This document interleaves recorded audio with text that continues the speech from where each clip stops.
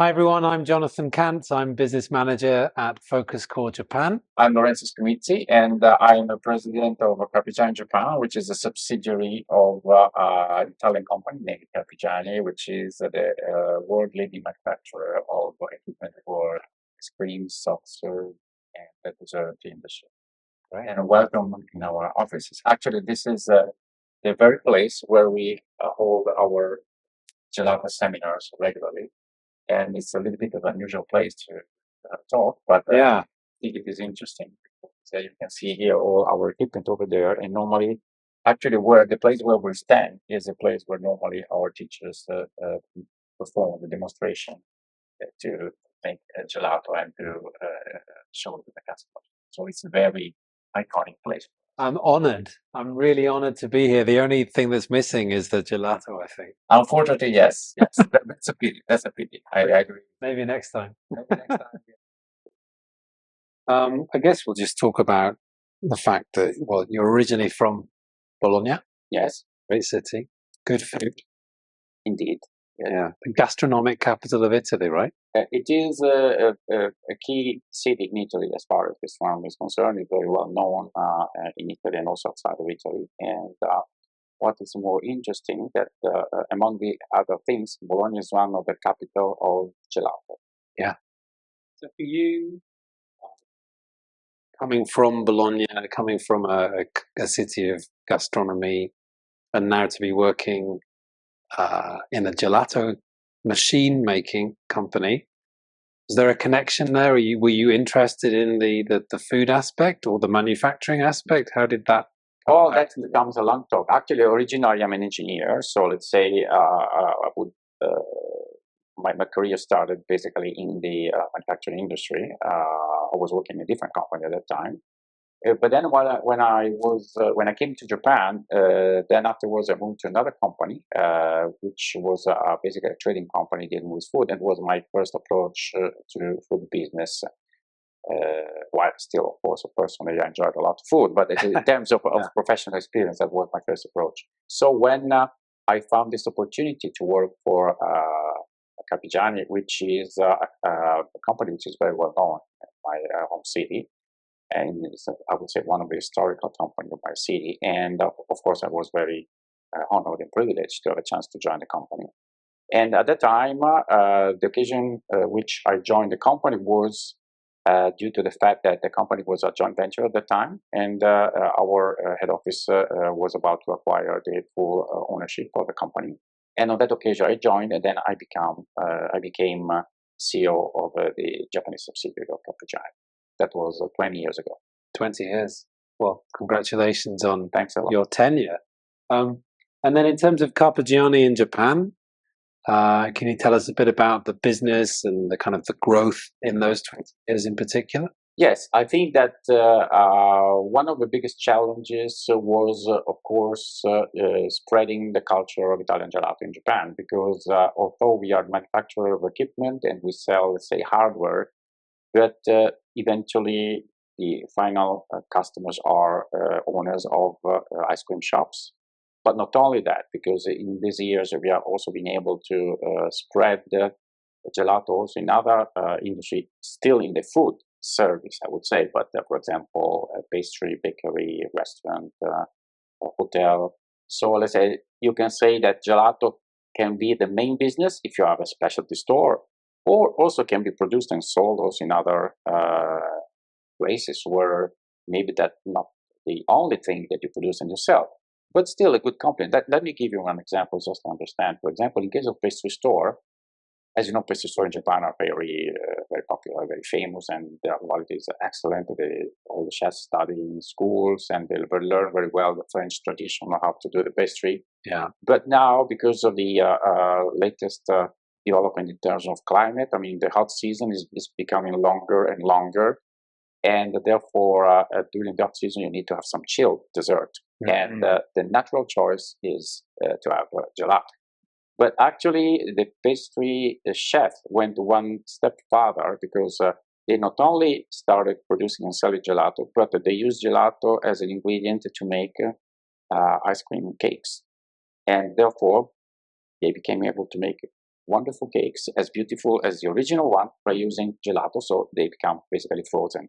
And in many cases, they are very popular. You can enjoy a nice cake for a birthday or for a celebration or for a Valentine or Christmas. I mean, it's becoming more and more popular also among the pastry industry. What's your favorite flavor? Oh, difficult question. Let's say I'm pretty much simple in terms of flavor. So I love chocolate. Okay. But once it is said, our customers and also our teachers in our school, because we have a school, it's called the Gelato University, they can make beautiful flavors using very, very unique ingredients. And we are being able also to use ingredients original from Japan, because virtually you can make gelato out of almost anything. So that's due to the creativity of the person who make the recipe. But then, of course, in order to make a recipe, you need some skills, some know-how, and that's basically what we transfer during the seminars we do with the Gelato University. And with the university, are you teaching your customers to blend their own flavors or make their own flavors? Is that exactly what we do? Basically, we don't. I mean, sometimes it doesn't happen anymore, actually. But sometimes the very first time people are coming to us and asking, "Okay, give us a recipe." No, we don't give you any recipe. We give you the method through which you're going to make your own recipe.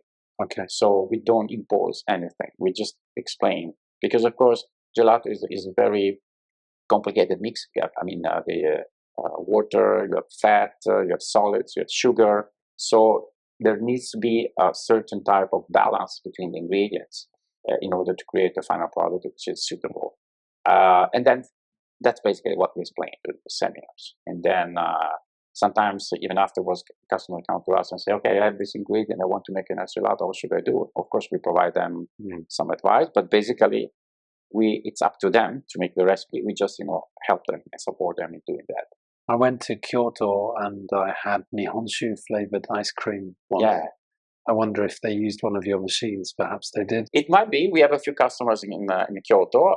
Actually, the gelato with alcohol is one of the most difficult things to make, because alcohol is basically an anti-freezing product, right? Yeah. But still, you can make it. I mean, you need to know how to do it. Yeah. And just by chance, they're going to hold a seminar in our room. We will have our instructor coming from the headquarters. And I think it will be pretty interesting, because a lot of customers actually are asking us, we would like to make some gelato using some alcohol, whether it is sake or it is wine.